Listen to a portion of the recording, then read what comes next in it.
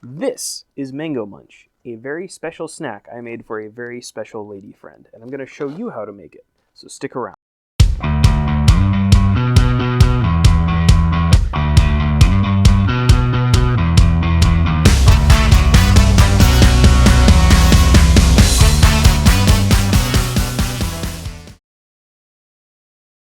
Three years ago, I had just begun dating this girl, and I wanted to show her backpacking. And there was a very real possibility that if I did show her what backpacking was, I might not see her again. I mean, after all, find out a guy just wants to wander around in the woods not bathing for a week, it's kind of an off-putting thought. So I thought I would hedge my bets a bit when I planned this trip. And one of the things I took into account is the fact that she loves coconuts and mango.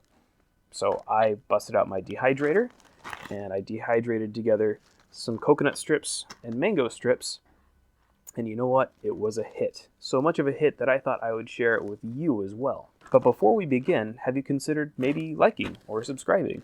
I have prepared for you a handy instructional video on how to do just that.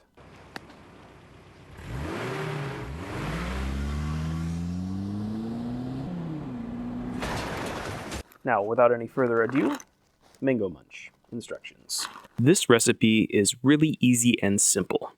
We will need 2 Kent mangoes and 1 whole coconut, as well as 1 lemon, a 1/4 cup of sugar, and a pinch of kosher salt. We'll begin by cutting the lemon in half and squeezing the juice into a large bowl containing 2 quarts of cold water. This will keep the mangoes from browning in the dehydrator. Next, we'll need to peel the mangoes and cut the flesh off the seeds. That sounds gruesome.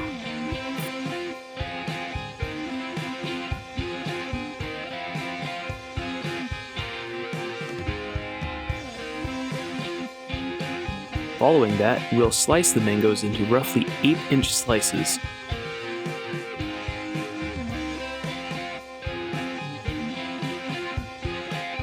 And immerse them in the lemon water.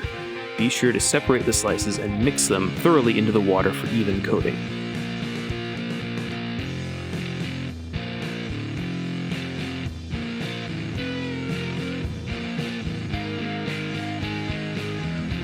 We next lay the mango slices evenly out on the drying rack of our dehydrator.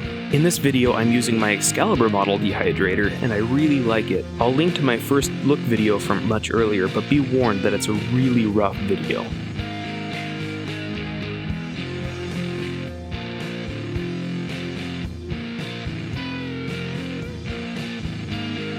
Insert the trays into our dehydrator and set it to 145 degrees Fahrenheit.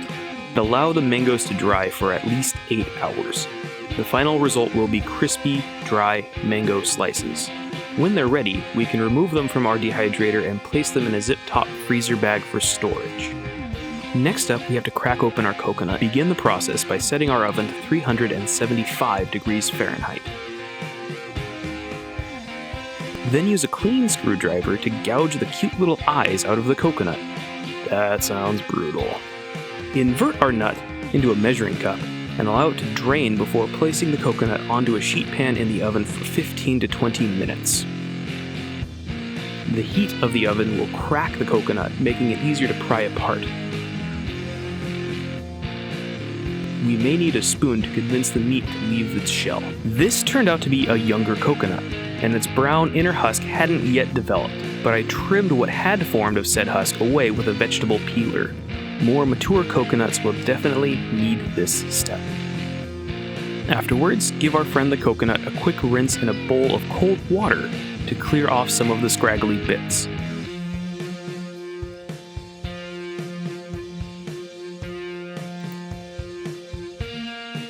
The next step is to quarter each half of the coconut and cut the meat into roughly 1/8-inch strips, just like our mango.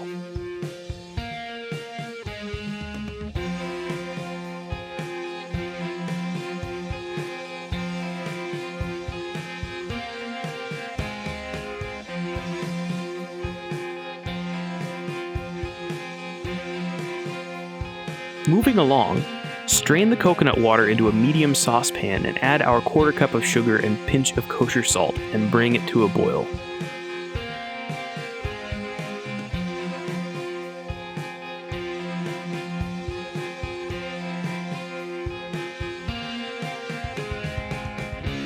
We'll then add the coconut meat to the boiling syrup and allow it to return to a boil before turning off the heat and placing a lid on the saucepan. Leave this to poach in the residual heat for 10 minutes. The resulting strips should be just sweet and a little al dente. After the poach, we will drain the syrup off the coconut meat and place our strips onto dehydrator trays, which will then join our mangoes in process. It will take 12 hours at 145 degrees Fahrenheit to yield crispy, tasty, chewy coconut strips. We can then place the coconut strips in the same bag as our mangoes and thoroughly shake to combine.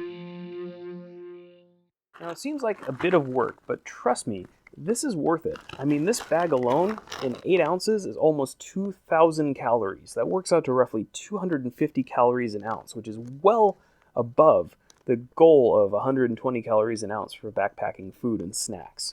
Not only that, but it's loaded with dietary fiber, healthy fats, and it's just tasty. I mean, you've got this great texture of crunchiness and chewiness. You've got sweet, tart. It really is an exciting little snack, and I think you should try it. Thank you for sticking around, and if you have any questions or comments, suggestions, feel free to leave it down below. I would really appreciate that. Have a great day.